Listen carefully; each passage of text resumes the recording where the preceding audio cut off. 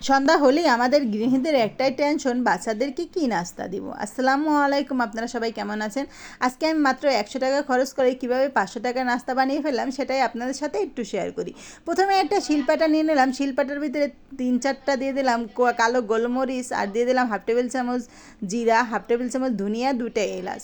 সব উপকরণ দিয়ে একসাথে একটু ভালো করে মিশিয়ে নিলাম। এখন দিয়ে দিলাম 4 কোয়া, দেখুন 4 কোয়া রসুন, আর দিয়ে দিলাম সামান্য 1 টুকরো দিয়ে দিলাম আদা, 3-4টা দিয়ে দিলাম কাঁচা মরিচ, সামান্য কয়েকটা দিয়ে দিলাম ধনিয়া পাতা দিয়ে ভালো করে সব উপকরণগুলো ভালো করে শিলপাটায় বেটে নিব। বাটা হয়ে গেছে, এখন কিন্তু মশলাটা আমি আলাদা করে তুলে নিচ্ছি। শিলপাটার ভিতরে 4টা আমি লেগ পিস নিয়ে নিয়েছি। আমি কিন্তু আজকে লেগ পিসগুলো দিয়ে আজকে চিকেন ফ্রাইটা বানাবো, তার জন্য সামান্য একটু থেতলে নিচ্ছি। এই যে দেখুন, এরকম করে সবগুলোই আমি থেতলে নিলাম। এখন এটার ভিতরে আমি কিন্তু 1 ফালি লেবুর রস দিয়ে দিব।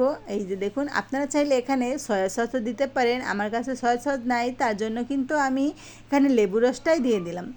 এখন কিন্তু এখানে পরিমাণ মতন লবণ দিয়ে দিব। এই যে দেখুন, পরিমাণ মতন লবণ দেওয়া হয়ে গেছে। এখন আমি এখানে 1/2 টেবিল চামচ হলুদের গুঁড়ো দিয়ে দেবো, 1/2 টেবিল চামচ মরিচের গুঁড়ো দিব।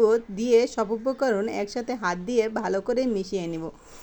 এমনভাবে মেশাতে হবে যেন সব মশলাটা খুব সুন্দর করে ভিতরে ঢুকে যায়। এই যে দেখুন, একদম মিশানো কিন্তু শেষ হয়ে গেছে। এখন আমি আগে থেকে বেটে রাখা মশলাটা এখন একসাথে মিশিয়ে নেব। ভালো করে মিশিয়ে আমি এটা ম্যারিনেশন করে রেখে দিব। এখানে আমি কিন্তু সস দিয়ে দিয়েছি কিছুটা, 3টা মিনি সস এনে তারপরে দিয়ে দিলাম। এখানে কিছুটা টক দইও দিয়ে দিলাম, আমার টক দইটা বরফ ছিল তো তার জন্য এরকম দেখা যায়।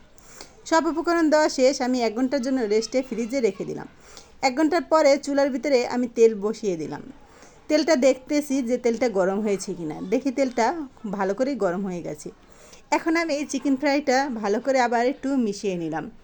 মিশিয়ে আমি একটা পিস পরিমাণ, এই দেখুন ভালো করে মিশানো হয়ে গেছে, একটা পিস আমি তেলের ভিতরে দিয়ে দিলাম। তেলটা একদম বেশি গরম হয়ে গেছে, তার জন্য কিন্তু এরকম ছিটকে উঠছে।